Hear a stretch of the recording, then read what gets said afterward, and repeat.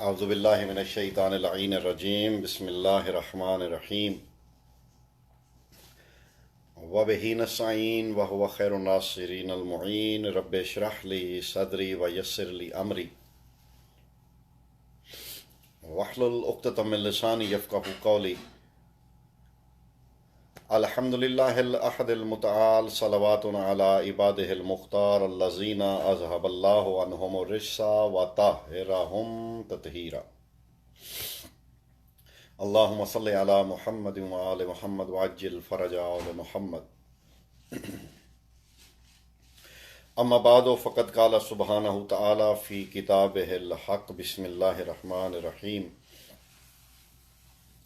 یا ایہا الذین آمنوا اتقوا اللہ کونوا مع الصادقین درود بر محمد و اہل بیت محمد اللہم صلی علی محمد و آل محمد وعجل فرج آل محمد۔ انتہائی محترم مکرم اور معظم سامعین و ناظرین، السلام علیکم یا علی مدد۔ آج کل جیسا کہ تقریباً سلسلہ عذاب ہی آن لائن ہی چل رہا ہے، ظاہر ہے جو ڈیسیز آیا ہے پوری دنیا میں ورلڈ وائڈ، تو اس کے جو احتیاطی تدابیر پوری دنیا متاثر ہوئی اس سے، لیکن سلسلہ عزائے شبیر یہ نہیں رک سکتا، یہ وسائل کا بھی محتاج نہیں۔ تاریخ گواہ ہے کہ جب زمانے میں نے وسائل بھی اس سلسلے کو روکنے کے لیے ختم کیے، تب بھی یہ سلسلہ جاری و ساری رہا۔ تو کچھ نہ کچھ پھر وسائل بنتے رہتے ہیں، یہ پیغام عزا اور پیغام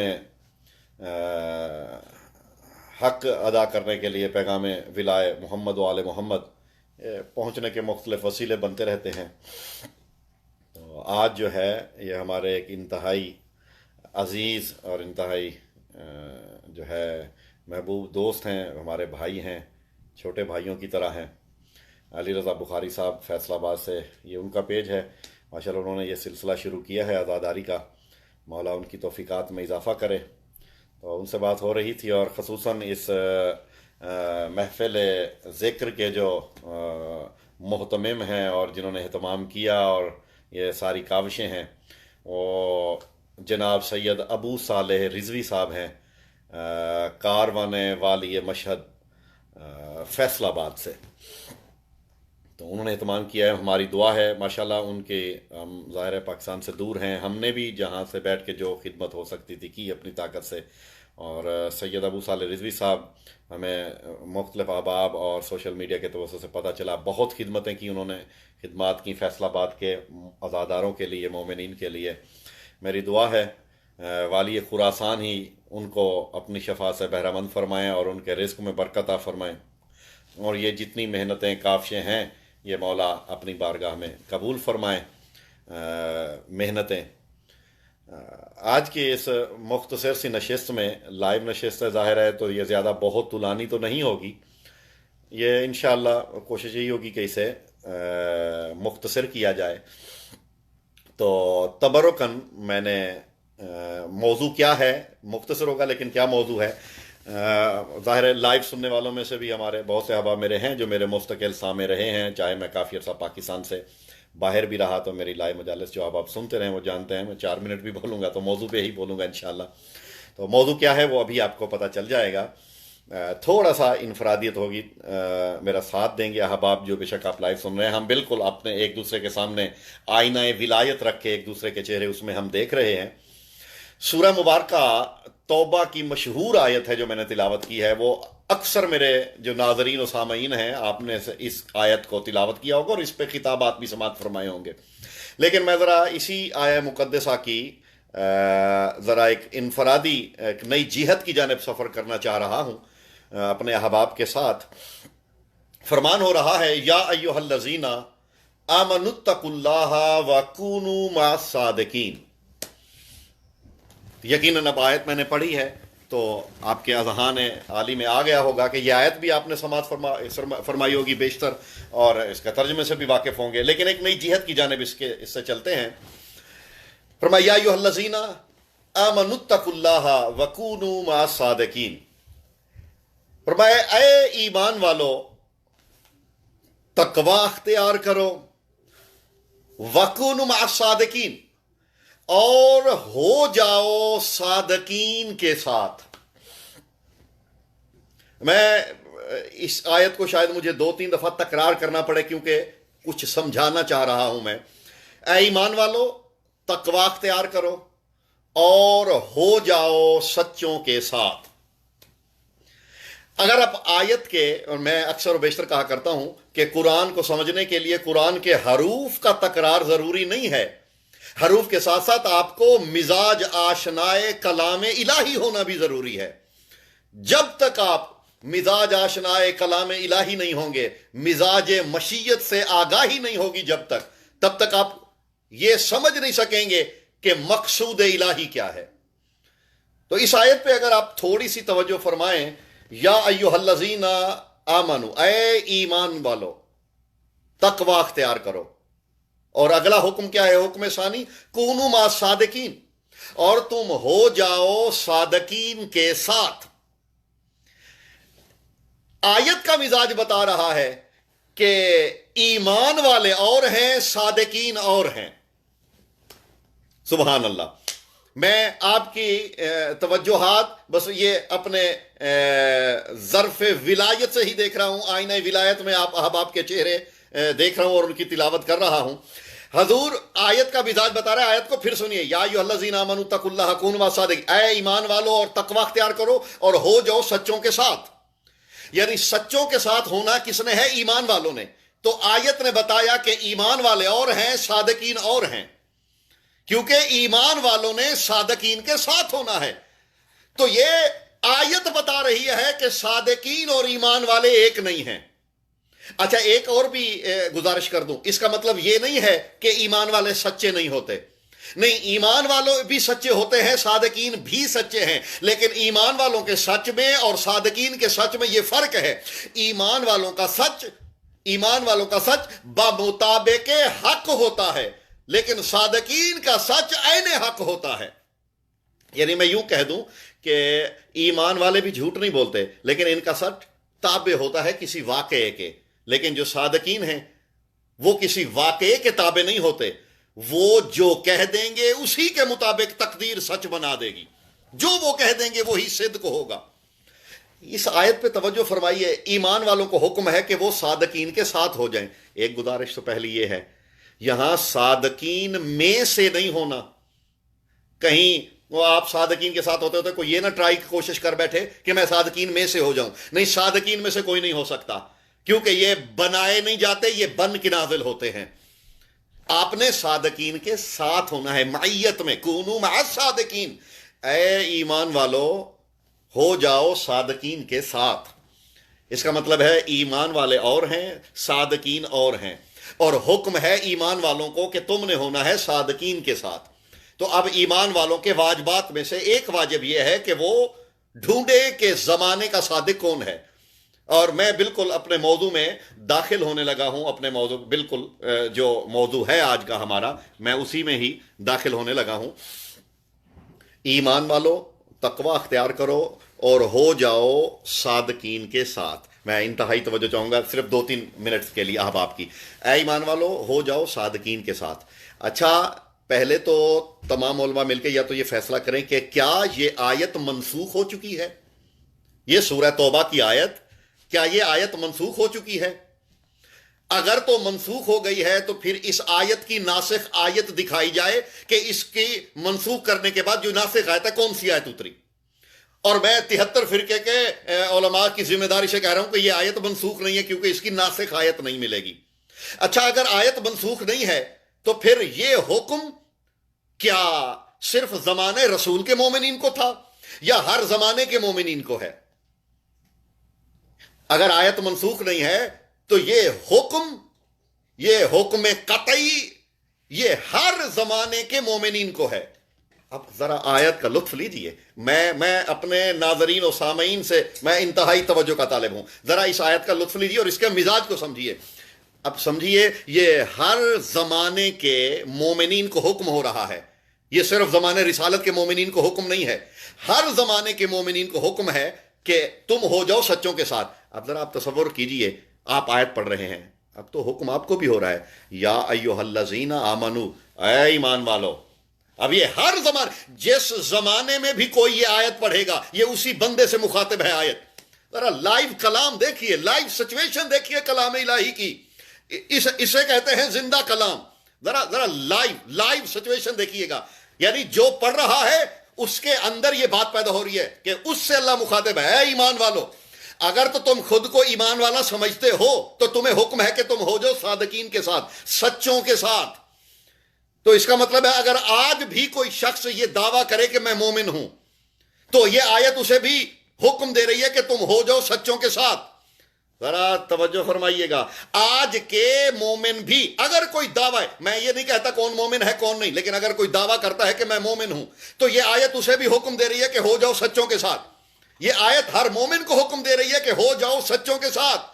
تو ماننا پڑے گا جب تک کوئی ایمان کا دعوے دار رہے گا زمانے میں، کوئی نہ کوئی صادقین میں سے ایک فرد ہونا واجب ہے کہ جس کے ساتھ ہونے کا قرآن حکم دے رہا ہے۔ میری گزارش احباب کو یقیناً سمجھ میں آ رہی ہے۔ اے ایمان والو ہو جاؤ سچوں کے ساتھ۔ تو اس کا مطلب ہے اس زمانے کے ایمان والوں کو بھی حکم ہے کہ تم نے ہونا ہے صادقین کے ساتھ۔ تو اب ڈھونڈیے کہ صادقین کوئی نہ کوئی تو ہونے چاہیے۔ اب یہ ذہنوں میں رکھیے گا کہ مومنین کو ہونا ہے صادقین کے ساتھ۔ اب یہ کوئی مولوی صاحب نہیں صادق ہو سکتے، میں انتہائی معذرت کے ساتھ کہوں گا، کوئی بھی مولوی صاحب صادق نہیں ہو سکتے۔ تو یہ آپ کو کسی مولانا صاحب کے ساتھ ہونے کی ضرورت نہیں ہے۔ ہاں، اگر کوئی مولانا آپ کو صادق کا در دکھا رہا ہو تو آپ نے در کو ماننا ہے، کیونکہ حکم یہ ہے کہ تم نے ہونا ہے صادقین کے ساتھ۔ اور صادقین کا جو معیار ہے وہ یہیں سے اندازہ کر لیجئے کہ حضرت ابراہیم علیہ السلام، اب توجہ فرمائیے گا، حضرت ابراہیم علیہ السلام خلیل اللہ، معمار کعبہ، پہلے وہ امام کے جن کا قرآن نے اعلان کیا، جن کی امامت کا معمار کعبہ ہیں، خلت کا تاج سر پہ ہے، جد الانبیاء، شجرۃ الانبیاء۔ حضرت ابراہیم کے بارے میں قرآن نے کیا کہا؟ وَاذْكُرْ فِي الْكِتَابِ إِبْرَاهِيمَ إِنَّهُ كَانَ صِدِّيقًا نَبِيًّا۔ حبیب ابراہیم کا بھی قرآن میں تذکرہ کیجئے، کیونکہ وہ ہمارا سچا نبی تھا۔ اب یہ ذہنوں میں رکھیے کہ ابراہیم کا معیار صداقت کیا ہے، لیکن ابراہیم صدیق تھا اپنے زمانے کا۔ یہاں آیت کسی زمانے کے صدیق کی نہیں ہو رہی، یہاں ایسے لوگوں کی ہو رہی ہے جو ہر زمانے میں صدیق ہوں، جو زمانہ کروٹیں لیتا رہے وہ ہر زمانے میں صدیق اکبر ہوں، ایسے لوگوں کے ساتھ ہونا ہے۔ اچھا، ویسے حضرت ابراہیم علیہ السلام کے بارے میں برادران اہل سنت میں، ہمارے اہل سنت بھائیوں میں وہاں تو روایات ہیں، ویسے برادران اہل سنت میں وہاں کہتے ہیں کہ دیکھیے یہ قرآن نے حضرت ابراہیم کو صدیق نبی کہا ہے۔ سلامت رہیے آپ احباب، قرآن نے حضرت ابراہیم کو صدیق، سچا صدیق، اور یہ حضرت ابراہیم کو صدیق حضرت ابراہیم کی امت نے نہیں بنایا، یہ امت نے انہیں صدیق نہیں کہا، اللہ نے صدیق کہا ہے۔ تو برادران اہل سنت میں ایک روایت ہے، وہ کہتے ہیں کہ حضرت ابراہیم علیہ السلام نے زندگی میں صرف 3 جھوٹ بولے۔ سبحان اللہ۔ ذرا سنیے گا برادران، ہمارے بھائیوں کے ہاں روایت ہے کہ حضرت ابراہیم نے، میں اس کی بہت طوالت نہیں کروں گا، اس کی میں شرح میں نہیں جانے لگا، ہمارے بھائیوں میں ہے کہ حضرت ابراہیم نے زندگی میں 3 جھوٹ بولے، 3 جھوٹ بولے زندگی میں۔ یہ ہمارا عقیدہ نہیں ہے، کیونکہ مکتب اہل بیت میں انبیاء معصوم ہوتے ہیں، انبیاء جھوٹ نہیں بولتے ہمارے مکتب میں، لیکن برادران اہل سنت میں ہے کہ حضرت ابراہیم نے زندگی میں 3 دفعہ جھوٹ بولا۔ کون سا؟ وہ طویل واقعات ہیں، میں ان میں نہیں جانا چاہتا۔ وہ جب حضرت اسماعیل کو لے جانے لگے تب جھوٹ بولا تھا ماں سے، اور کہا تھا کہ میں بتا کے نہیں آئے تھے کہ میں انہیں ذبح کرنے لے جا رہا ہوں۔ جب وہ شام کی سرحد پار کرنے لگے تو وہاں بھی بولا۔ لیکن میں واقعات کے ذیل میں نہیں جانا چاہتا، ایک گزارش کرنا چاہتا ہوں، لیکن کم از کم آپ کہنے دیجئے، جو کہتا ہے کہ حضرت ابراہیم نے زندگی میں 3 جھوٹ بولے انہیں کہنے دیجئے، کم از کم ہمیں اس سے پتہ تو چلے گا کہ لوگوں کے ہاں، ہمارے بھائیوں کے ہاں صداقت کا، صدیق ہونے کا معیار کیا ہے۔ تو یہ تو صدیق ہونے کا معیار بتایا جا رہا ہے. یہ معیار بتایا جا رہا ہے جسے اللہ صدیق کہے. اگر وہ جھوٹ بول سکتا ہے, جسے امت خود صدیق بنائے, وہ اللہ جانے کتنے کتنے بڑے جھوٹ بولتا ہوگا. یہ تو اللہ کا بنایا ہوا صدیق ہے. جب اس کو الزام سے محفوظ نہیں رکھا گیا تو پھر امت کے بنائے ہوئے صدیق نے اللہ جانے کیا کیا کیا ہوگا. ہم اس کی شرح میں نہیں جانا چاہتے, لیکن حضور گزارش یہ ہے, ہر زمانے کے مومنین پہ واجب ہے کسی نہ کسی صدیق کے ساتھ ہونا. ایسے ہی اگر صدیق کے ساتھ ہونا واجب ہے تو پھر ماننا پڑے گا کہ ہر زمانے میں کسی صدیق کا ہونا بھی واجب. تو صادقین کی نسل میں سے کوئی صدیق آج ہے, چاہے وہ ظاہر ہو یا پردہ غیبت میں ہو. میرا موضوع امید ہے کہ میرا موضوع واضح ہو گیا. میں نے گفتگو چند لمحے جو کرنی ہے وہ یہ کرنی ہے وجود حجت پہ. آج کل جو اہم ترین مسئلہ ہے وجود حجت, کہ جی وجود حجت کی دلیل دیے کہ امام زمانہ ہیں یا نہیں ہیں. تو میں وجود حجت کی گفتگو کر رہا ہوں. یہ آیت سب سے پہلی دلیل ہے وجود حجت پہ. آیت بتا رہی ہے کہ صادقین کے گروہ کا کوئی نہ کوئی صادق آج بھی زمانے میں موجود ہے, کہ جس کے ساتھ ہونا امت پہ واجب ہے, اور جب تک وہ موجود ہے تب تک مومنین کا ہونا واجب. اگر آپ خود کو مومن کہتے ہیں تو ماننا پڑے گا صادقین کا کوئی نہ کوئی فرد ایسا واجب موجود ہے کہ جس کے ساتھ ہونا واجب. میں ایک اور حدیث آپ کو یاد دلا دیتا ہوں. اچھا, یہ جو حدیث ہے میں اس کے متعلقات میں نہیں جاؤں گا, اس میں بھی متعلقات ہیں, میں متعلقات میں نہیں جاؤں گا. حدیث مشہور ہے 73 کے 73 فرقوں میں. یہ شیعہ سنی علماء نے لکھا, الفاظ کا رد و بدل ہے. رسول اللہ کا آخری فرمان, آخری حدیث آقا کی, رسالت مواب کی, رحمت للعالمین کی, حسنین کے نانا کی, کیا فرمانے لگے جب دنیا سے جانے لگے. آپ نے حدیث سنی ہے آپ نے, میں صرف اس کی ایک خاص جہت کی جانب آپ کو لے کے جانا چاہ رہا ہوں. فرمانے لگے انی تارکن فیکم الثقلین, کتاب اللہ و اطرتی اہل بیتی, ما ان تمسکتما لن یضلوا بعدی وَلَن يَفْتَرِقَا حَتَّى يَرِدَ عَلَيَّ الْحَوْض. یہ حدیث پڑھی میں نے. فرمانے لگے رسول اللہ دنیا سے جاتے وقت فرمانے لگے میں تم میں دو ہم وزن چیزیں چھوڑ کے جا رہا ہوں, دو ثقل چھوڑ کے جا رہا ہوں. کون کون سے؟ انی تارکن فیکم الثقلین, کتاب اللہ و اطرتی اہل بیتی, ایک اللہ کی کتاب اور ایک میری اطرت اہل بیت. سبحان اللہ, میں تم میں دو چیزیں چھوڑے جا رہا ہوں, ایک اللہ کی کتاب, ایک میرے اہل بیت. لن یفترقا حتی یرد علی الحوض, اور قوم کو کہنے لگے کہ یہ دونوں جو ہیں ایک دوسرے سے جدا نہیں ہوں گے. میں یہ لوگوں نے اہل بیت میں کس کس کو داخل کیا, کس کس کو نکالا, میں اس سے آج بحث میری نہیں ہے. یہ کبھی موضوع ہوا تو اس پہ گفتگو کریں گے, لیکن ابھی میں کسی اور تحت کی, آپ جسے اہل بیت میں رکھیے, جسے نکالیے, تو یہ بات کی گفتگو ہوگی. لیکن ابھی یہ بات پکی ہے, رسول اللہ نے فرمایا میں تم میں دو چیزیں, قرآن و اہل بیت, لن یفترقا حتی یرد علی الحوض, یہ دونوں ایک دوسرے سے جدا نہیں ہوں گے حتیٰ کہ یہ دونوں حوض کوثر پہ مجھ پہ وارد ہوں گے. اور جو ان سے تمسک اختیار کرے گا وہ گمراہ نہیں ہوگا. اچھا, اگر یہ دونوں ایک دوسرے سے جدا نہیں ہوں گے تو پھر ماننا پڑے گا. اگر آج قرآن زمانے کے پاس ہے تو پھر ماننا پڑے گا کہ اہل بیت کا بھی کوئی نہ کوئی ایک فرد آج موجود ہو. دیکھیے میں کس جہت کی جانب لے چلا آپ کو اس حدیث سے. وجود حجت واجب ہے ہر زمانے میں. میں بس اس سے آگے میں اپنے بیان کو سمیٹ لوں گا. وجود حجت واجب ہے ہر زمانے میں. دیکھیے میری گزارش سنیے گا, فرمایا لن یفترقا حتی یرد علی الحوض, یہ قرآن و اطرت اہل بیت یہ ایک دوسرے سے جدا نہیں ہوں گے حتیٰ کہ حوض کوثر پہ دونوں ایک ساتھ وارد ہوں گے. تو اس کا مطلب ہے کہ یہ دونوں جدا نہیں ہونے لگے. اگر تو کہیے کہ قرآن زمانے میں نہیں ہے تو ہم کہہ دیں گے ٹھیک ہے جی, اگر آپ کہتے ہیں تو مان لیا, پھر حجت بھی نہیں ہے. لیکن اگر قرآن اس زمانے میں موجود ہے تو ماننا پڑے گا اہل بیت کا بھی ایک فرد اس زمانے میں ہوگا, اور عام فرد نہیں ہونا چاہیے, وہ ہونا چاہیے جو قرآن کے برابر ہو. اسے پھر سنیے توجہ سے, ایک اہل بیت کے کسی فرد کا ہونا واجب نہیں, اس فرد کا ہونا واجب ہے جو قرآن کے برابر ہو. اگر قرآن ہے, یہ کیسی بات ہے کہ کتاب ہو اور معلم نہ ہو, میتھ کی کتاب ہو پڑھانے والا استاد نہ ہو. تو حضور اگر تو قرآن ہے تو اہل بیت کا بھی کوئی فرد ہونا واجب ہے, اور شرط یہ ہے اہل بیت کا ہر فرد نہیں, وہ فرد جو قرآن کے برابر ہوں. وہ یا تو اہل بیت کی نسل طویل الحمدللہ اللہ نے برکتیں رکھ دی نسل سیدہ میں، لیکن میری مراد یہاں نسل سیدہ کے ہر سید سے نہیں ہے، میری مراد یہاں صرف اس ذات پاک سے ہے کہ جو قرآن کے برابر ہونا چاہیے۔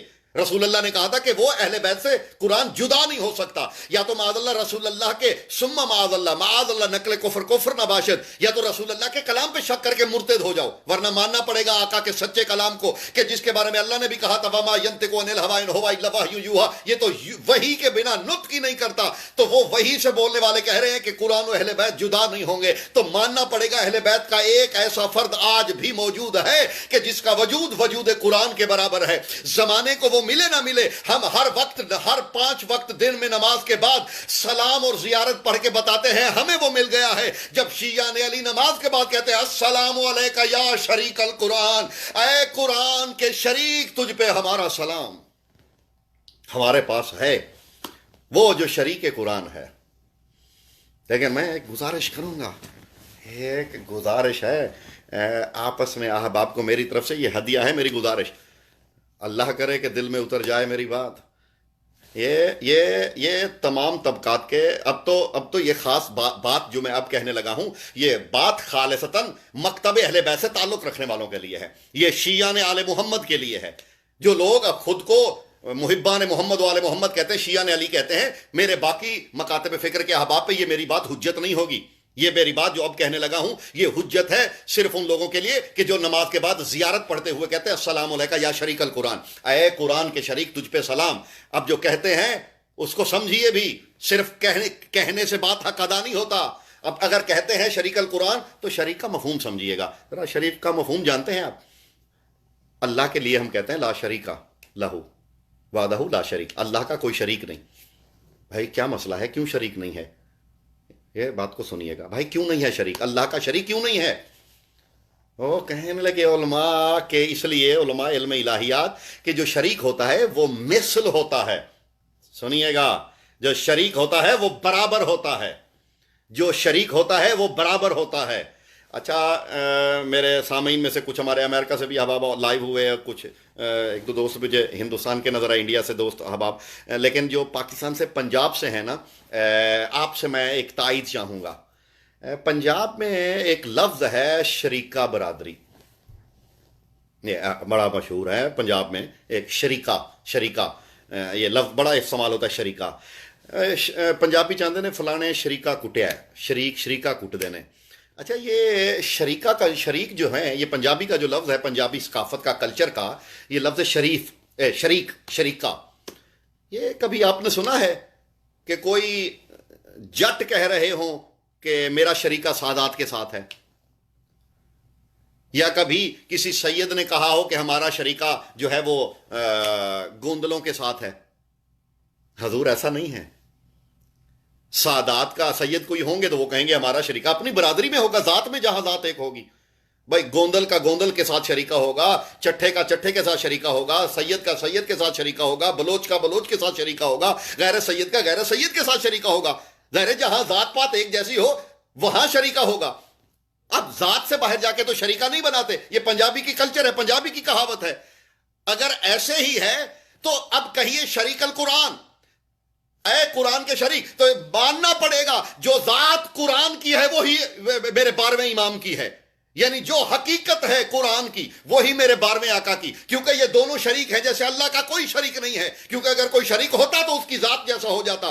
تو پھر میں گزارش کرنے لگا ہوں، اگر یہ شریک القرآن کی زیارت پڑھتے ہو یا تو جھوٹے ہو جاؤ، مرتد ہو جاؤ، انکار کر دو، چھوڑ دو نماز کے بعد زیارت پڑھنا، اور اگر زیارت کر پڑھتے ہو تو پھر منافقت سے کام مت لیجئے، پھر جھوٹ سے کام مت لیجئے۔ جب کہو نا السلام علیکہ شریک القرآن تو پھر ذہن میں یہ نہ رکھنا کہ یہ پیدا ہوتے ہیں، تو پھر ذہن میں یہی رکھنا جیسے قرآن نازل ہوتا ہے ویسے اہل بیت نازل ہوتے ہیں۔ یا تو زیارت کا انکار کر دیجئے، اور اگر انکار نہیں ہوتا تو پھر ماننا پڑے گا۔ جیسے تطہیر میں قرآن نازل ہوتا ہے ویسے اہل بیت کے افراد جن کے ساتھ ہونا واجب دیا ہے، قرآن نے حکم دیا ہے، ان کا بھی نزول ہوگا قرآن کی طرح۔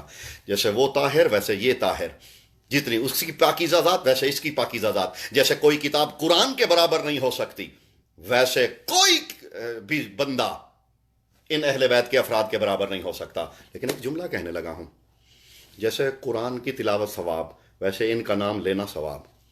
لیکن ایک گزارش کرنے لگا ہوں، ایک فرق پھر بھی ہے، ایک فرق ہے. رسول اللہ نے فرمایا تھا حب علی عبادہ، ذکر علی عبادہ، الناظر الی وجہ علی عبادہ. حضور آپ قرآن کی زیارت بھی کریں تو عبادت ہے، آپ قرآن کی تلاوت بھی کریں تو واجب ہے، لیکن اگر صرف دل میں اگر آپ قرآن کرتے رہیں تو وہ ثواب نہیں ہے.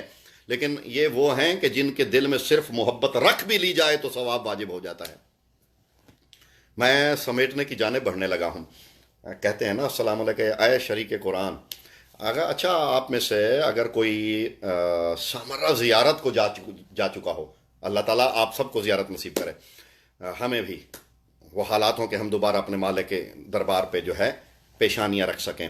لیکن حضور اگر آپ 12ویں آقا کے سرداب مقدس میں گئے ہوں سامرہ میں، تو وہاں ایک جملہ ملتا ہے سرداب پہ لکھا ہوا، السلام علیکہ السلام علی المربع تحت استار ربوبیت.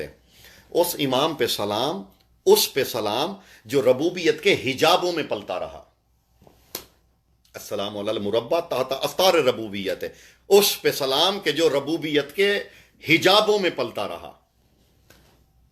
سبحان اللہ، کتنا تطہیر آمیز ہوگا، مسجد تطہیر ہوگا کہ جس کی پلنے کی پہلی جگہ کا نام حجاب الہی ہے. تو حضور یہ ہیں میرے مالک، اسی وقت زمانے میں موجود ہیں. اپنی مشکلات میں، اپنے مسائل میں، اپنے معاملات میں اپنے مولا سے رجوع کیجئے. میری گزارش یہ ہے، یہ جو کووڈ-19 کرونا وائرس وغیرہ کی یہ جو وبائیں ہیں، یہ آپ کو دھمکی ہے عرش کی. عرش سے دھمکی آئی ہے تمہیں کہ ہوشیار ہو جاؤ، ہوشیار ہو جاؤ. یہ دھمکی آئی ہے عرش سے کہ ہوشیار ہو جاؤ. کوئی ہے کہ جس کے ہاتھ میں یہ سارا نظام کائنات ہے، بندے بن جاؤ تم اسی کے. کوئی ہے جو چلا رہا ہے، جو انسانی افکار سے بلند ہے، اور اس کے آنے کی تیاریاں کیجئے. ایک جملہ میرے قبلہ کا ہے، ایک جملہ ویسے میرے قبلہ کا ہے. میرے قبلہ سے جب کوئی کہتا تھا کہ دعا کیجئے مولا کا ظہور ہو جائے، تو قبلہ ہنس کے کہتے تھے کہ عجیب لوگ ہیں، انتظار کر رہے ہیں 12ویں بیٹے کا، علی کے 11ویں بیٹے کا، اور شک ابھی پہلے میں کر رہے ہیں. یعنی بیٹے کی آمد کا انتظار ہے اور باپ کی ولایت میں شک ہو رہا ہے. حضور اب گزارش سنیے گا، میں بڑے نازک مرحلے میں، اب اس میں انتہائی میں نے ایک میسج دینا ہے، میں انتہائی توجہ چاہوں گا. دیکھیے رمضان الکریم ہے، عبادات ریاضات کا مہینہ ہے، عبادتیں کیجئے. علی والوں کی شان ہے روزہ دار ہونا. علی والا ہو، روزے سے ہو، 5 وقت کا نمازی ہو تو کتنا حسین لگتا ہے. تو میں اب اپنے ضمیر کی چند باتیں کہنے لگا ہوں، اسے سماعت فرمائیے گا. میری یہ باتیں جو میں گزارش کرنے لگا ہوں اسے سماعت فرمائیے گا، یہ میرے دل کی آواز ہے. دیکھیے ایام رمضان ہیں، عبادات اور ریاضات کے مہینے ہیں، اور میں روزے سے ہوں، تو میں پوری ایمانداری سے بولوں گا.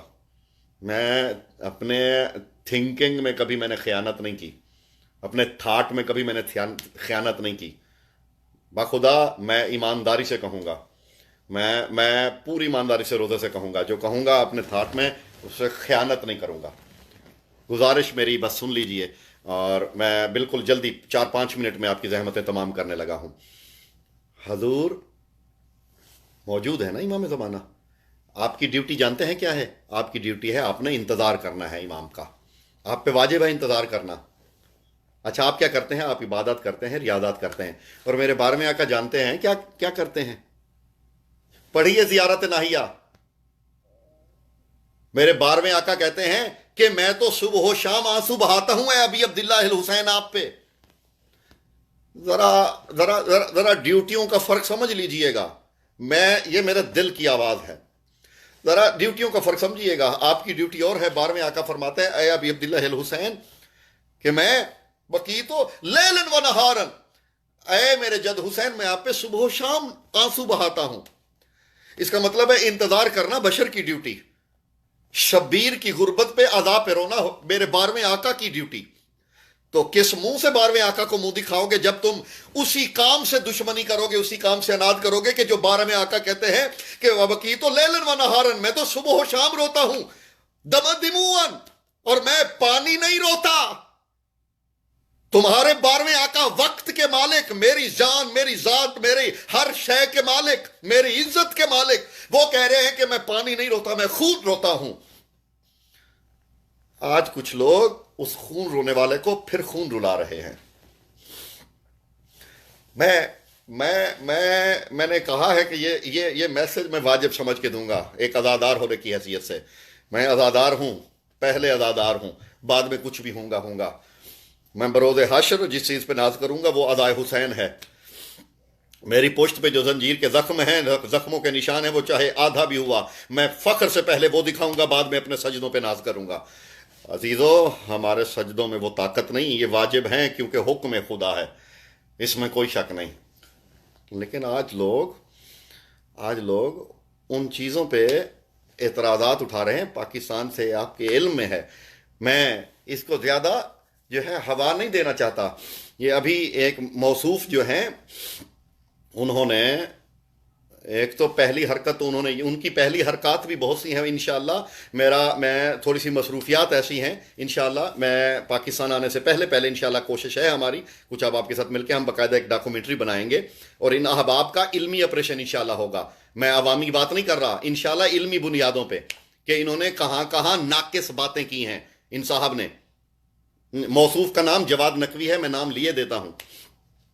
जो मौसूफ हैं जवाद नकवी साहब, ये जो हैं लाहौर में इनकी जो है कोई पनाहगाह है, जो सोशल मीडिया के जरिए अजीब व गरीब सी हाँकते रहते हैं, इसलिए कि जो एहतराम आले मोहम्मद नहीं करता हम उसका एहतराम नहीं करेंगे। खुद हुक्म है मेरे मौला का, सरकार फरमाते हैं, मेरे इमाम फरमाते मासूम सरकार फरमाते हैं कि सिर्फ निस्बतों से एहतराम ना करो, फरमाते हैं उस बंदे से नफरत करो जो हमसे बुग़्ज़ रखता है, वलौकाना अबी, चाहे तेरा बाप क्यों ना हो।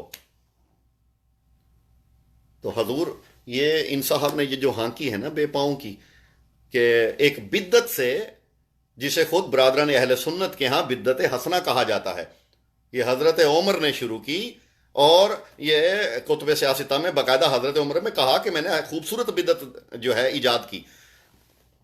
तो जो बिद्दत है उससे आप अज़ादारी मिला रहे हैं। और मैं उन लोगों की, कुछ लोगों की सुन रहा हूं जो कह रहे हैं कि हाँ अज़ादारी मुस्तहब है, लेकिन जो है उससे नहीं मिलाना चाहिए था। हजूर, अज़ादारी मुस्तहब नहीं है, अज़ादारी कबूलियत आमाल की वजह है। अगर अज़ादारी नहीं है तो कबूलियत आमाल नहीं है। चाहे आपका कोई भी अमल हो, वो अज़ादारी के सदके में कबूल होगा। ये है तो अमल अजीम है, ये नहीं है तो फिर अमल अजीम नहीं है, बारगाह इलाही में वो कबूल नहीं होने लगा। और असनाद है इस पे हुज्जतों की, बाकायदा एक पूरा काफिला है अहादीस का और फरामीन मासूमीन अलैहिस्सलाम का। इन्होंने कह दिया कि ये तरावी की तरह जो है मुस्तहब, ला हौला वला कुव्वता इल्ला बिल्लाहिल अलिय्यिल अज़ीम। मेरी दुआ है मेरे मौला का ज़हूर जल्द हो, और फिर मौला की नालैन के पास बैठ के हम फिर मौला से पूछेंगे, और फिर तुझे जवाब दे होना पड़ेगा कि जिस पे सुबह शाम कायम आंसू बहा रहे हैं और फरमा रहे हैं कि मैं खून के आंसू रो रहा हूं, तो उसे किस चीज से मिला रहा है।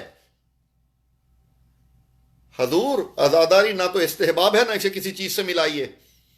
ये हमारे आमाल की कबूलियत की वजह है। आप इसे मुस्तहब और वाजिबात के धंधे में ना बिखेरिए। ये मुस्तहबात और वाजिबात से बहुत आगे की बात है। ये कबूलियत ला इलाहा इल्लल्लाह मुहम्मद रसूलुल्लाह अलीयुन वलीउल्लाह की वजह है अज़ादारी हुसैन।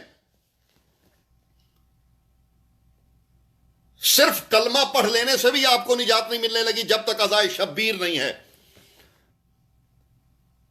मेरी दुआ है अल्लाह आपकी नस्लों में अज़ादार पैदा करें, हमारी नस्लों में अज़ादार पैदा करें। और इन लोगों का जवाब यही है कि ये जितना दुश्मनी अज़ादारी कर रहे हैं, आप उतना अज़ादारी को वुसअत देते जाइए, और ये पुरसा 12वें आका की बारगाह में जाएगा। ये पुरसा अब जानते हैं, मैं पूरी जिम्मेदारी से कहने लगा हूं, शेख मुफीद के हवाले से یہ جو صاحب بلا وجہ چند لوگوں کے استاد بن کے بلا وجہ خود کو استاد سمجھے بیٹھے ہیں، جواد نقوی صاحب، یہ جواد نقوی، یہ لاہور والے، جنہوں نے کہہ دیا کہ یہ تراویح کے برابر ہے یا یہ مستحب ہے، میں انہی سے کہہ رہا ہوں، شیخ مفید کے حوالے سے کسی کا ابا انکار نہیں کر سکتا شیخ مفید کا۔ شیخ مفید علیہ رحمہ کے کچھ واجبات ہیں مومنین پہ، دیکھیے کبھی میرا موضوع امام زمانہ ہوا تو اس پہ گفتگو ہوگی، ابھی ایک جملہ آج کے توسط موضوع سے اور میں بیان کو سمیٹنے لگا ہوں۔